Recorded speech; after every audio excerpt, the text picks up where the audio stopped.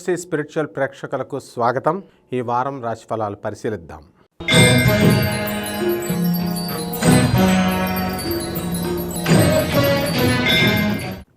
మీనరాశి. ఈ మీనరాశి వారికి ఈ వారం చక్కగా ఏలినాటి శని జరుగుతోంది. ఏలినాటి శని కూడా అంత గట్టిగా పట్టుకోకుండా మీకు కొంచెం విడుదల చేయడం అనేది జరిగింది. కాబట్టి ఈ రాశి వారికి వృత్తి, వ్యాపార, ఉద్యోగ విషయాల్లో కొదవలేదు, డోకాలేదు. అయితే మిగతా రాసుల వారికి ఎవరికైతే వర్క్ ఫ్రమ్ హోమ్ చేస్తున్నారో ఆ కంపెనీస్ అన్నీ కూడా వచ్చేసేయండి, లేకపోతే ఉద్యోగాలు పీకేస్తామని చెప్పడం జరుగుతుంది. కానీ ఈ యొక్క మీనరాశి వారికి మాత్రం టచ్ చేయరు వాళ్ళు. కాబట్టి ఎక్కడ ఉన్న వాళ్ళు అక్కడే చక్కగా మంచి జాబులు చేసుకుంటూ చక్కగా ఉండేటటువంటి అవకాశం వారం కనబడుతుంది మీకు. అలాగే ఈ మీనరాశి వాళ్ళు అనుకున్నదంతా కూడా సాధించేటటువంటి లక్షణాలు ఉన్నాయి. కసి పెరిగిపోతుంది, ఇంకా నేను సాధించాలి అని.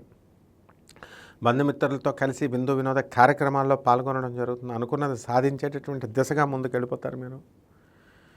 ఈ యొక్క మీనరాశి వారికి వృత్తి, వ్యాపార, ఉద్యోగ విషయాల్లో సంపాదన బాగా ఉంటుంది. మరి జన్మంలో ఉన్నటువంటి రాహు, వ్యయంలో ఉన్నటువంటి శని వక్రించి మరి కుజగురులిద్దరూ కూడా వృషభ రాశి, రవి శుక్రులిద్దరూ కూడా కర్కాటక రాశి, రవి తర్వాత సింహరాశి ఆగస్టు 16 తర్వాత, మరి కేతువు మరి కన్యరాశిలో ఉండడం, తర్వాత శుక్రుడు ఆగస్టు 25 దాటిన తర్వాత శుక్రుడు కన్యారాశి ప్రవేశం, ఇవన్నీ కూడా గ్రహస్థితి ఉన్నప్పుడు మనకి మీనరాశి వాళ్ళకి స్త్రీల నుంచి కాస్త విరోధము అనేటటువంటిది రావడానికి అవకాశాలు ఉంటాయి. ముఖ్యంగా అత్తగారుల దగ్గర నుంచి.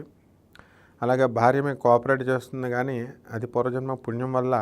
కానీ ఒక విధంగా ఏదైనా సరే అంత పరిస్థితి అంత బాగుండలేదు అని మనం చెప్పుకోవచ్చు.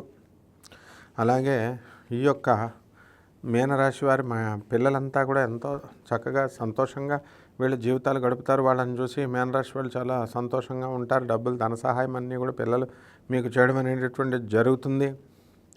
ఆ తర్వాత ఈ మీనరాశి వారికి కూడా చక్కగా సంసార విషయంలో చాలా జాగ్రత్తలు తీసుకోవాలా. మరి మగవాళ్ళు అందరితో కూడా మాట్లాడకూడదు. ఆ విధంగా మాట్లాడడం వల్ల మీకే నష్టం. అండ్ ఈ పోలీస్ డిపార్ట్మెంటు, రెవెన్యూ, మున్సిపాలిటీ ఇలాంటి డిపార్ట్మెంట్స్లో పనిచేస్తున్నటువంటి వాళ్ళందరికీ కూడా ప్రమోషన్స్ రావడం అనేటటువంటివి జరుగుతాయి. ఇక మీడియాలో ఉన్నటువంటి జర్నలిస్టులు వీళ్ళు ఎవరికి అయితే ఉన్నారో అటువంటి వాళ్ళందరికీ కూడా పరిస్థితులు మెరుగుపడతాయి. ఇక కెమెరామెన్లు, టెక్నీషియల్ టీము ఇవందరూ కూడా బాగుపడడానికి అవకాశాలు ఉన్నాయి. ఇక చార్టెడ్ అకౌంటెంట్స్, పౌల్ట్రీ వ్యాపారాలు చాలా బాగుంటాయి.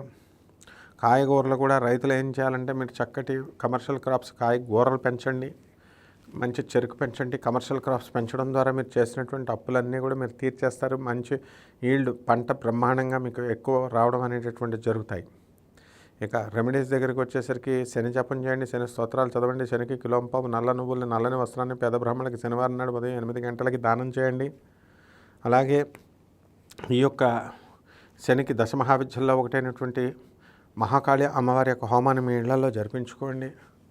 అలాగే చక్కగా ఈ శనికి మీరు ఏం చేయాలండి అంటే మనకి విగ్రహాల చుట్టూ, దేవాలయం చుట్టూ తిరుగుతూ శనేశ్వరుడికి ఓం శనేశ్వరాయ నమః అనే మంత్రంతో మీరు అభిషేకం, తైలాభిషేకం చేయడం ద్వారా మీకు బ్రహ్మాండంగా వృద్ధిలోకి వెళ్తారు. మీరంతా కూడా మీ జాతకాలన్నీ కూడా శుభమస్తు. తిరిగి వచ్చే వారం కలుద్దాం. సెలవు.